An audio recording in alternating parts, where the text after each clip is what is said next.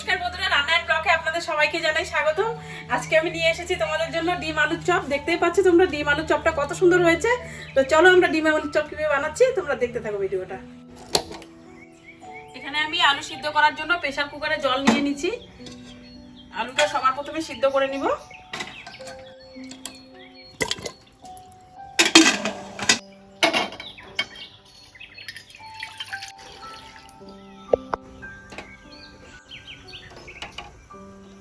এদিকে তো আমি একটাতে আলু আর একটাতে ডিম সিদ্ধ বসিয়ে দিয়েছি।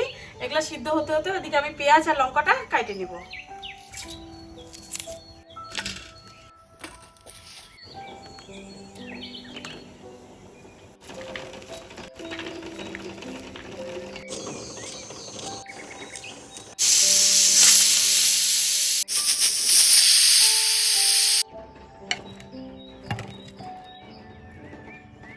ডিমটা তো সিদ্ধ হয়ে গেছে, ডিমটা ছুলে নিব।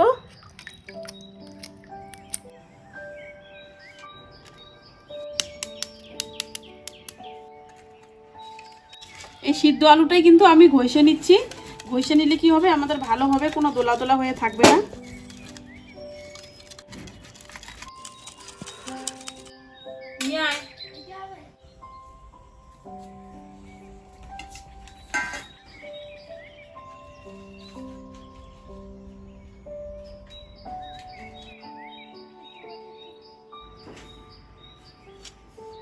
আমি একটা ডিমে দুই ভাগ করে নিয়েছি।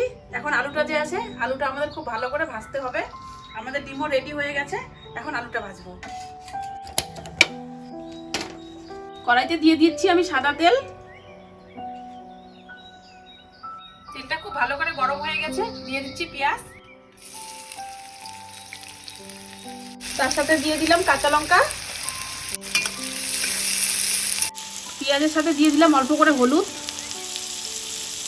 আর একটু লবণ। এবার আমি পেঁয়াজ ভাজাটার মধ্যে আগে করে সব মশলা দিয়ে দিব। এখানে দিয়ে দিচ্ছি পুরাপুরি 1 চামচ আদা আর রসুন বাটা। তারপরে দিয়ে দিচ্ছি কাশ্মীরি লঙ্কার গুঁড়া।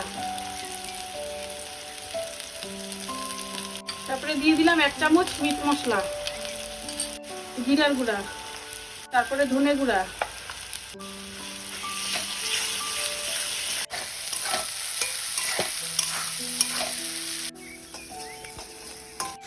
মশলাটাতে খুব ভালো করে কষানো হয়ে গেছে। এবার আলুটা যে পেস্ট করে রাখছি আলুটা দিয়ে দিব।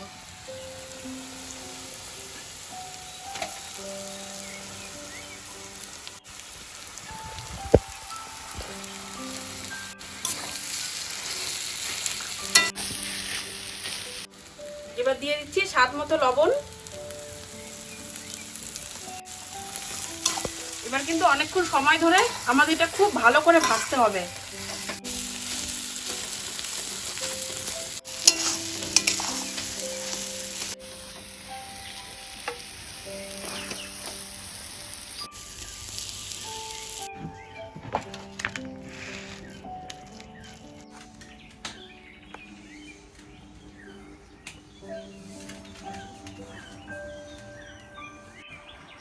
এটা খুব ভালো করে আমাদের এখন ঠান্ডা করে নিতে হবে, হাতে দোলা দোলা করে নিতে হবে, তাই এটা খুব ভালো করে ঠান্ডা করতে হবে।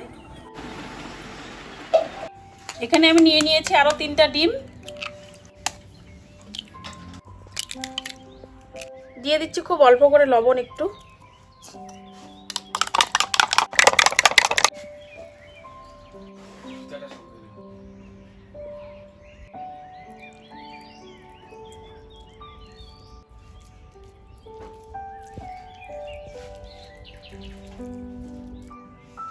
এরকম পরপর করে আমি সবগুলো এখন সাজিয়ে নিব।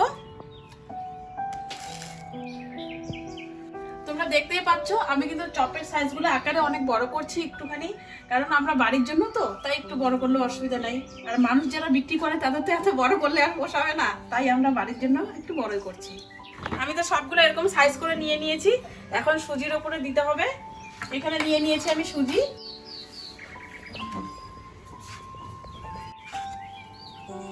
তারপরে এখানে নিয়ে নিয়েছি ডিমটা যে গুলিয়ে নিয়ে নিয়েছি, ডিমের উপরে দিয়ে দিব আর একবার।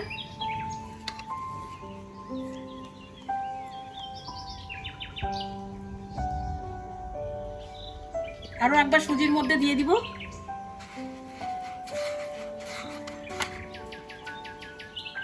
সবগুলা একইভাবে এরকম করে রেডি করে নিব।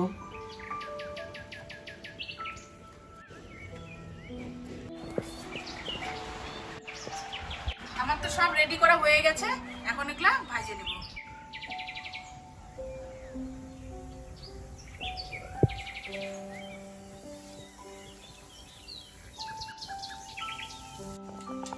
এগুলার উপর দিয়ে এরকম করে একটু করে তেল দিয়ে দিব।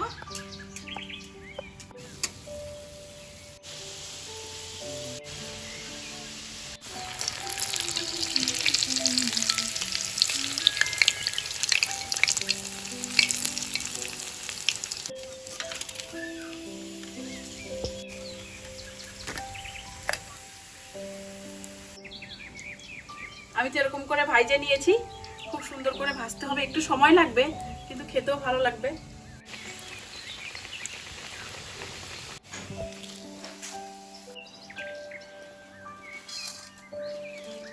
আমাদের সবগুলা চপ তো ভাজা হয়ে গেল। ডিম আলুর চপ আমি কিভাবে বানিয়ে নিলাম তোমরা দেখতেই পারলে। এখন আমরা খেয়ে দেখবো কিরকম হয়েছে।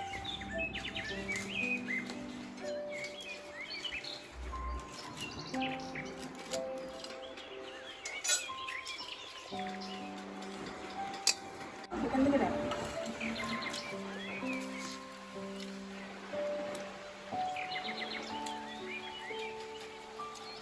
আমার তো খেয়ে খুবই খুবই ভালো লাগছে। এখন জানি না তোমাদের কিরকম লাগবে, তোমরা এরকম করে ট্রাই করো, অবশ্যই ভালো লাগবে। খেতে অসাধারণ হয়েছে, খুবই ভালো হয়েছে। আর তোমরা দেখতেই পাচ্ছ অনেক বড় বড় করে নিয়েছি চপগুলা বাড়ির জন্য, তাই তোমাদের প্রথমে বলে দিয়েছি একটু বড় করে নিয়েছি। তো তোমরা এভাবে ট্রাই করবে, ভালো লাগবে। তোমরা সবাই সুস্থ থাকবে, ভালো থাকবে। দেখা হচ্ছে আরো একটা কোনো নতুন ভিডিও।